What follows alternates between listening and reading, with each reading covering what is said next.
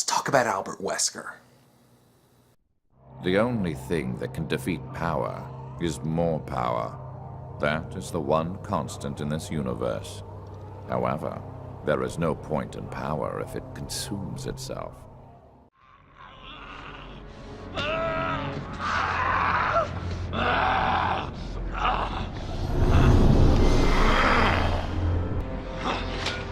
This isn't over, Chris. Hello, Command9 here, another Topic of the Week video. Halloween month continues with another Resident Evil topic, and as I made it abundantly clear, this one's going to be about Albert Wesker. This week's topic was submitted by YouTube user Allen Knox, and their topic is: was killing Albert Wesker a good idea? Some say it is a good idea for Wesker to die in Resident Evil 5 because people don't see Resident Evil as a never-ending horror fantasy where the bad guy lives as long as a Looney Tunes character. Others would say this: well, if Capcom is continuing the continuity, then you might as well have Albert Wesker live, because taking away Albert Wesker is like taking Batman out of the Joker.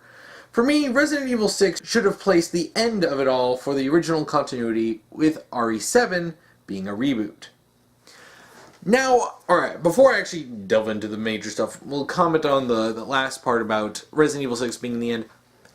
As long as the games are good, with a decent story and good gameplay, I don't mind the Resident Evil series continuing on and on and on.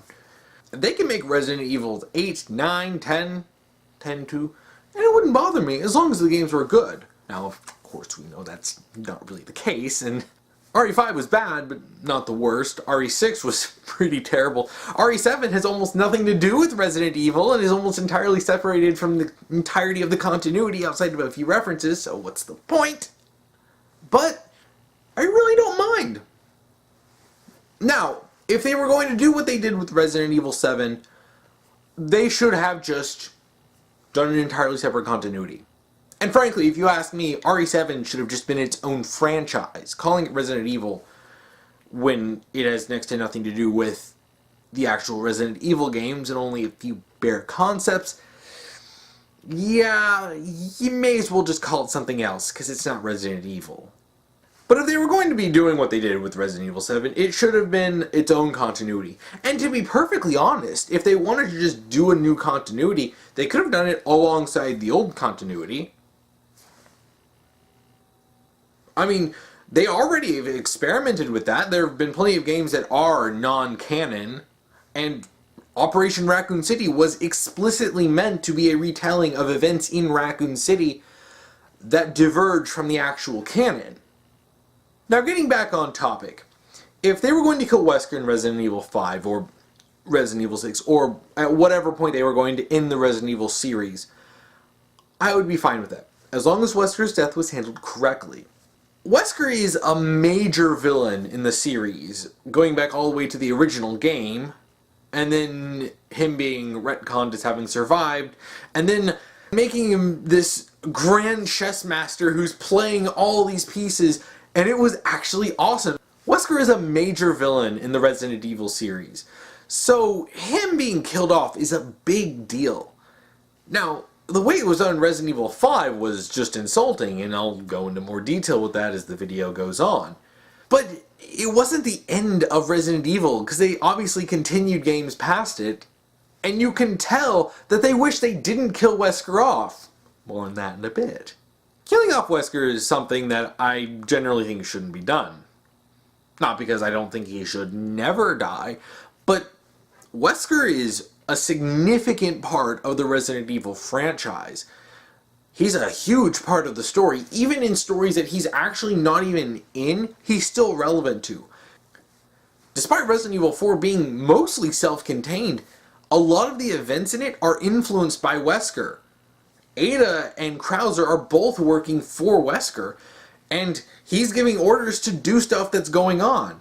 Even if he's not in the game, technically, I mean, he's in Mercenaries, but not like in the actual game story, because the main villain is Sadler. Wesker's still an important part of the story. If you're getting rid of him, it better be a big deal. And frankly, I understand if you want to end Resident Evil. This is the end, the finale, the climax. You kill off your major villain at the very end of the story, where everything comes together. You know, that's fine. I can accept that. Wesker may be one of my favorite villains of all time, but I can accept that. What I can't accept is how he was written in Resident Evil 5 and how they've treated his character.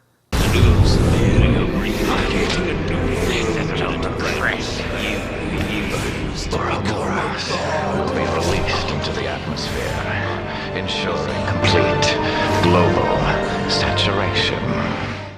There are a lot of issues I have with Wesker in Resident Evil 5 and the way they handled his character. First of all, is just killing him off. That may seem like a basic place to start, but it really is a big deal. Wesker's been in the series since the first game. He came back in Code Veronica, and, subsequent canon has filled out how he had planned his death as part of this great scheme. And pulling all these Machiavellian schemes, faking his death, gaining superpowers, just outright being awesome. But one of the things that I really always loved about Wesker's character is the fact that he has some common sense. Sure, he could be a little crazy at times, particularly in Code Veronica, but he never really lacked for any kind of common sense. The stuff he did served a purpose. He faked his death in the first game, gained superpowers from it, and had the element of surprise. He spent years working behind the scenes, just pulling strings and putting his hand in all the cookie jars. He's a pragmatic villain. It looks like you have finished what you came to do as well, Chris. Just as I predicted. Even when he was going crazy trying to fight Chris and gloat about how great he is in Resident Evil Code Veronica, when he got a bunch of steel beams dropped on him and there was fire everywhere and everything was going all to hell, he let Chris go because it's not worth it. And while he does maintain a rivalry, it wasn't something that was just he was psychotically obsessed with. It wasn't like him going, Chris, like Resident Evil 5 was portraying him as. So when you establish your villain as having some common sense and pragmatism, and then you have him just being a complete psycho for no reason in Resident Evil 5, yeah, that's gonna raise an eyebrow. I mean, why is Wesker so crazy? Why is he all of a sudden trying to take over the world? Sure, yeah, he wanted power, but this whole, I will be the god of a new Genesis, and all sorts of other stupidity, like, he was never like that. Like, sure, he'd always want power, but destroying the world? I mean, it's like they just took Wesker and they took a few basic traits from him and just threw it onto some generic Saturday morning cartoon villain.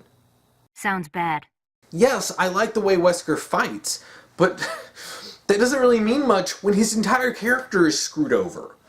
I mean, it feels like it was screwed over just to kill him off, just to contrive a situation where Wesker would actually die. And that's one of my problems with it.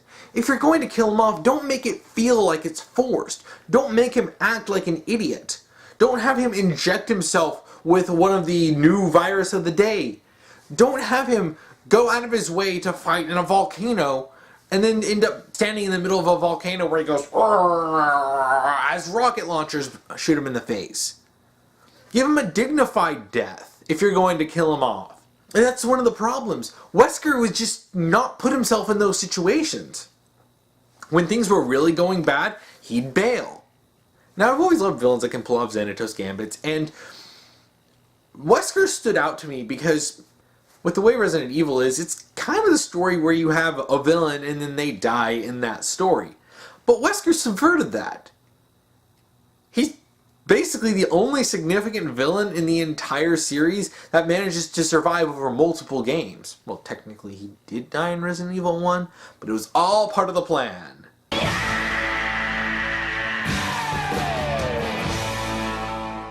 So Wesker displaying enough common sense and pragmatism to survive over multiple games already makes him interesting.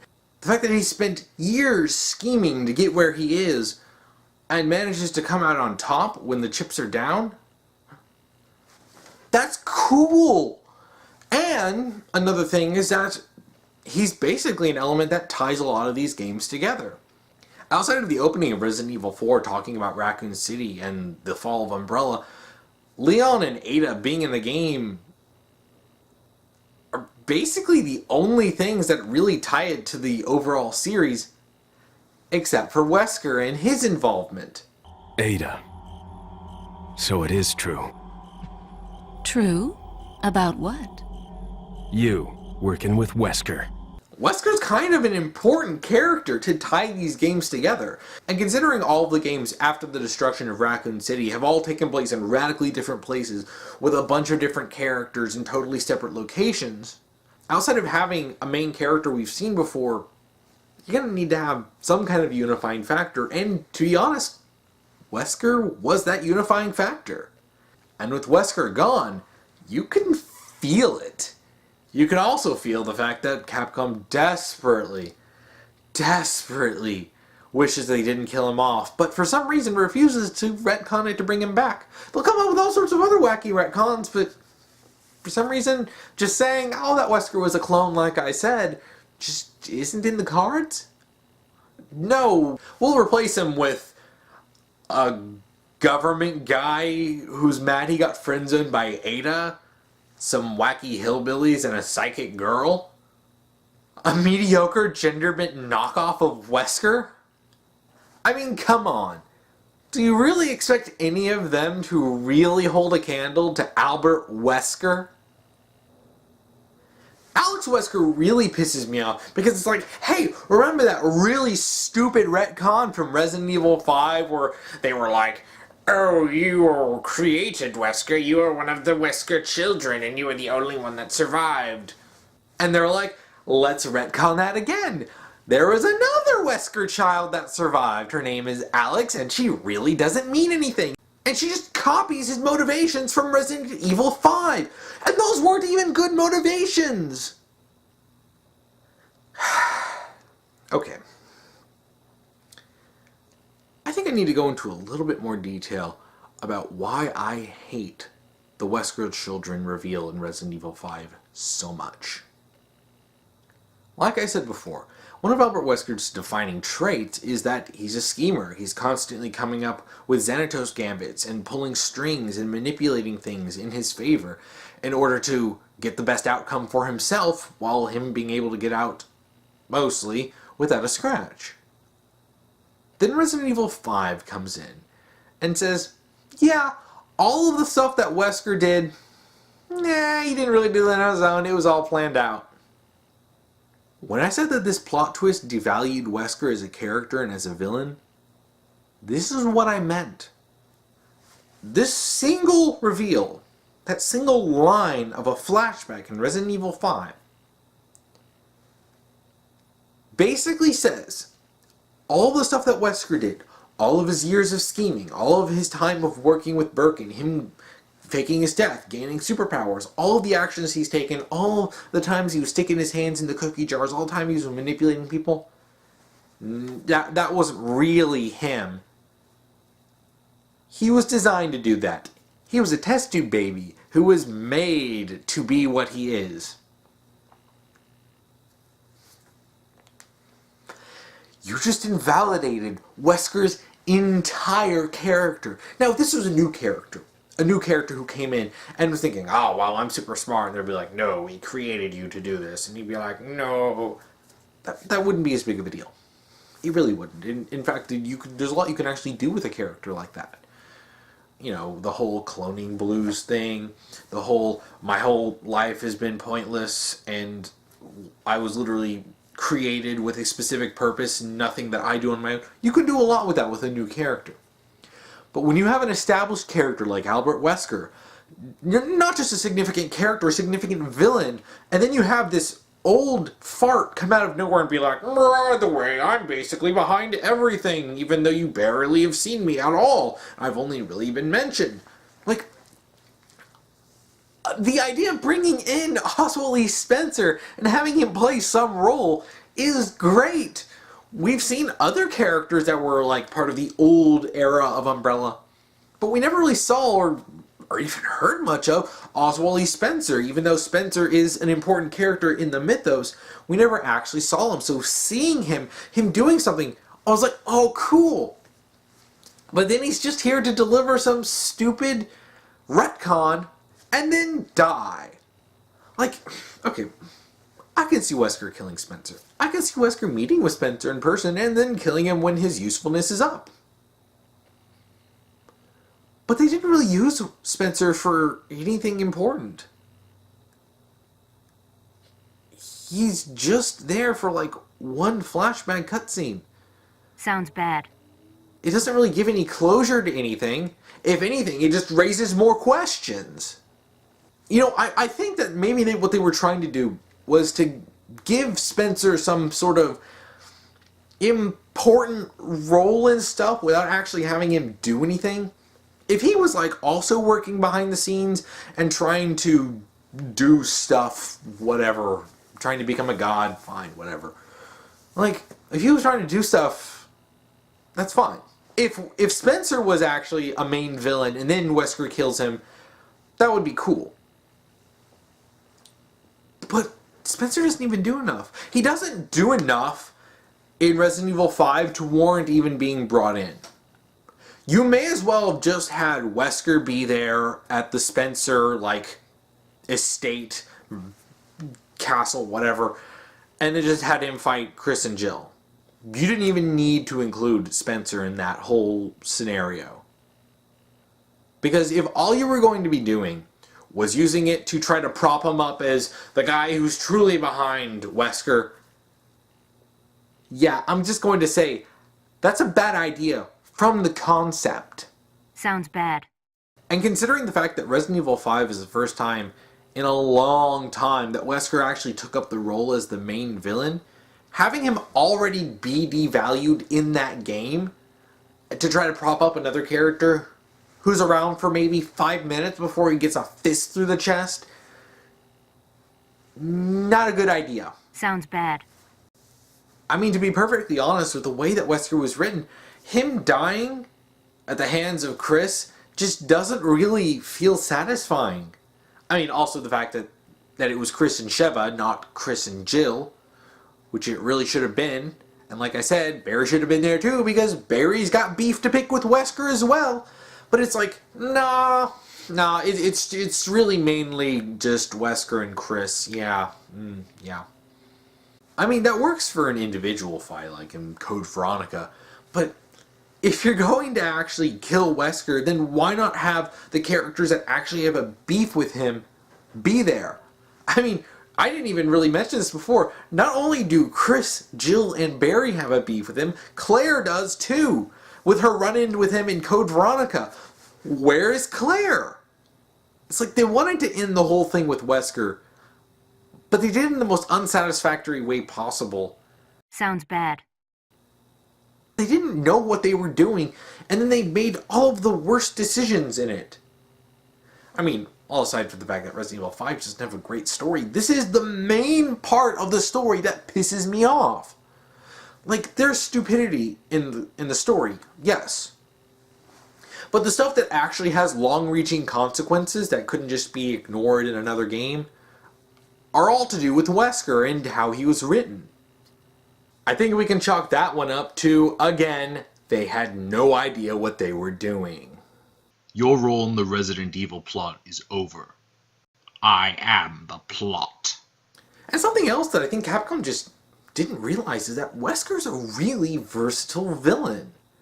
He can play the role of main villain. He can play the role of the red herring. He can play the role of the background character who's only just tangentially involved. He can play the dragon to the main villain. He can fulfill so many roles very easily, which is a goldmine for storytelling possibilities. You can have Wesker do all sorts of things. There are some villains that are really good at one specific thing, and outside of that, they're really not as good. But Wesker could do a whole lot because he had a lot of different things to offer. He's smart and intelligent, which means he can plan and scheme and come up with all sorts of grand plans. But he's also strong and tough, which means he can get in there and get directly into the fight. But he's also smart enough not to just die and get himself killed. so he can live to fight another day so you can keep using his character. And considering the power he now has, that makes a lot of sense. A lot of these conflicts begin and end with him. So it's a complete and total waste to just kill him off, not even at the end of the story, when you can do so much with him. I mean, even looking at Resident Evil 6, you can have Wesker involved in that. You could have him play a side villain, where it's almost like what he was doing in Code Veronica, basically kind of running around doing his own thing. You can have him come back again as a primary villain. You can do a lot with him. And this is something else that angers me. Like, all that potential with Wesker's character, like, they never really did a whole lot directly with him. I mean, RE5 was the first time in years that he had played a significant role as the main villain. And you just reduce him to being an idiot. Now, I know someone's going to say, oh, well, you know, he went crazy after he found out that Wesker was really pulling the strings behind him. No. Wesker wouldn't just snap and go crazy. Okay, he's got this hatred of Chris. But that doesn't mean he goes ape nuts whenever he sees him. I mean, shoot, there are times when he sees him and he's just simply using Chris for his own advantage. I can't see Wesker hearing this and thinking, oh no, I'm just going to become a god and destroy the world. Like, he wants power.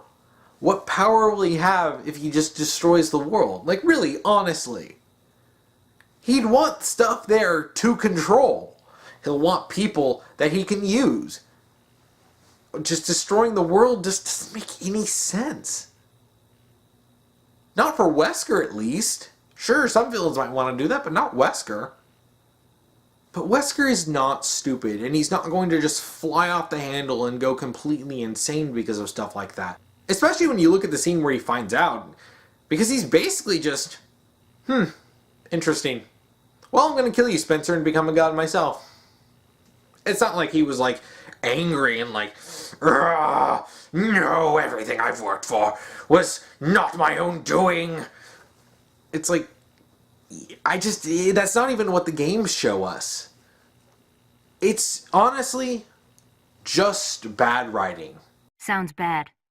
And seeing one of my favorite villains of all time, who is so smart and pragmatic, who got through all of these conflicts with nary a scratch, and sometimes a scratch that would heal because of his powers, just be reduced to a violent psychopath who just wants to destroy the world and become a god. No. Nah. Feels bad, man. There's a reason why I and many other people loved Wesker as a character, and especially as a villain. He was a great villain who was so entertaining to watch, and it was always neat to see how he would get through things, or what he was involved in, and how many cookie jars he had his hand in. And speaking of that, in Resident Evil 4, Corporation S is mentioned by Ada in separate ways as a group that Wesker was involved in. The giant pharmaceutical corporation S maintains medical and drug facilities the world over. We know for certain that Wesker has been in contact with them following Umbrella's demise. There's no doubt we'll next hear from him there. The organization must remain vigilant. But after that, it's not even mentioned.